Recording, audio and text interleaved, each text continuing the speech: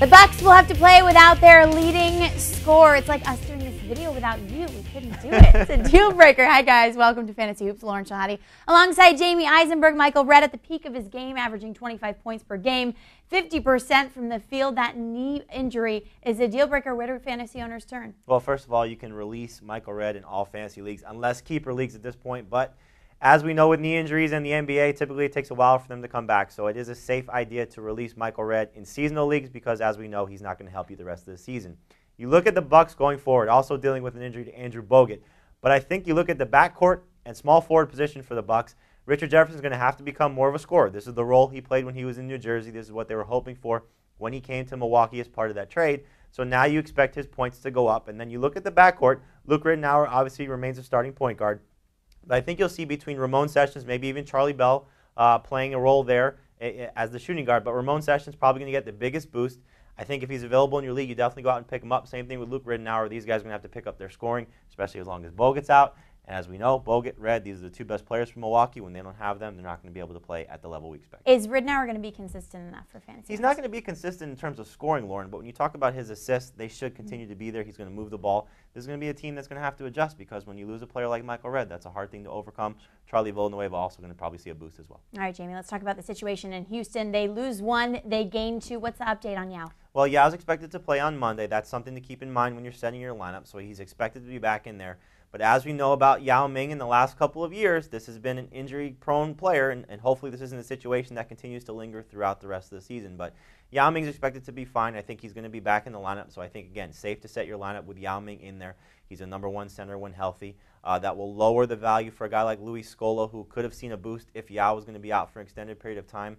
When you talk about the two swing players for the Rockets, obviously Tracy McGrady, one of the best players in the NBA when healthy, but we've seen him come back from the knee injury previously and then deal with a little bit of a setback. So hopefully this isn't a situation where he's going to miss any more time going forward. I think it's safe to get McGrady back in your lineup as well. Same thing with Ron Artest. You know, he was sort of battling this injury, trying to come back.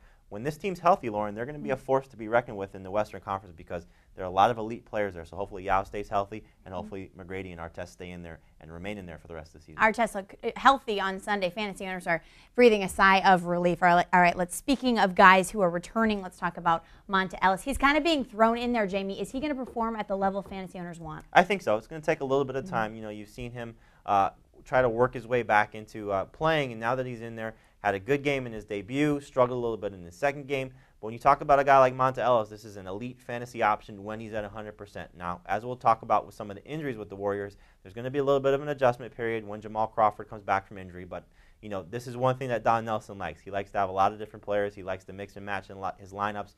You know, it's going to be one thing where we know that Andres Piedras is the starting center. We know that Steven Jackson, Corey Maggette, these guys are going to get playing time. Monta Ellis, Jamal Crawford, these guys are going to play.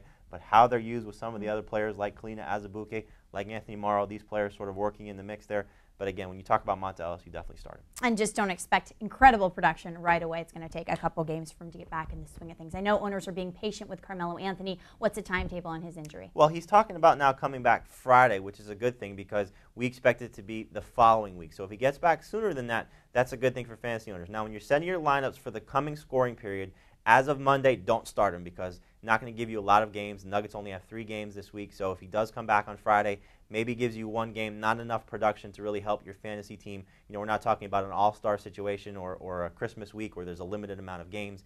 You know, Carmelo not going to give you the production that you could get from other places. So I think you still rest Carmelo Anthony this week, but it's a very good sign that he's coming back early because, as we know, an elite fantasy option, you want to have him in there. Hopefully he's back before the all-star break, which is what it seems like the way he's targeting, at least the way he's talking about coming back earlier. That's what we're hoping for. Okay, let's talk about Tyson Chandler. As a fantasy owner, you've kind of seen a diminishing value with him. Is that going to continue? You know, I think so. One thing Byron Scott said with Tyson Chandler that he expects him to be out through the All-Star break, which is February 17th.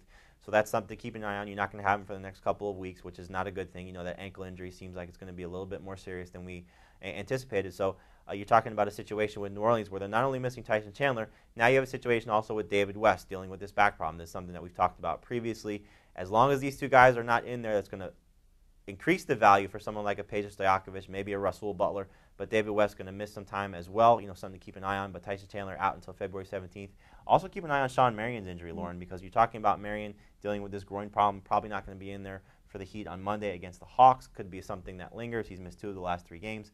injury is a problem for some of these forwards. For a lot of these guys. All right, we were talking about Monta Ellis earlier, and I want to talk about Jamal Crawford. He's expecting to return. He's going to have to adjust with playing with Ellis again. Yeah, absolutely. You hit the nail on the head. That's going to take somewhat of an adjustment because Crawford, Ellis basically going to share the point guard duties for the Warriors. I think Crawford probably goes to the 2-guard spot, letting Ellis handle the ball a little bit more. Steven Jackson playing the point forward role. But Crawford's targeting returning on Wednesday. Warriors have a 3-game trip coming up, so that's something to keep in mind.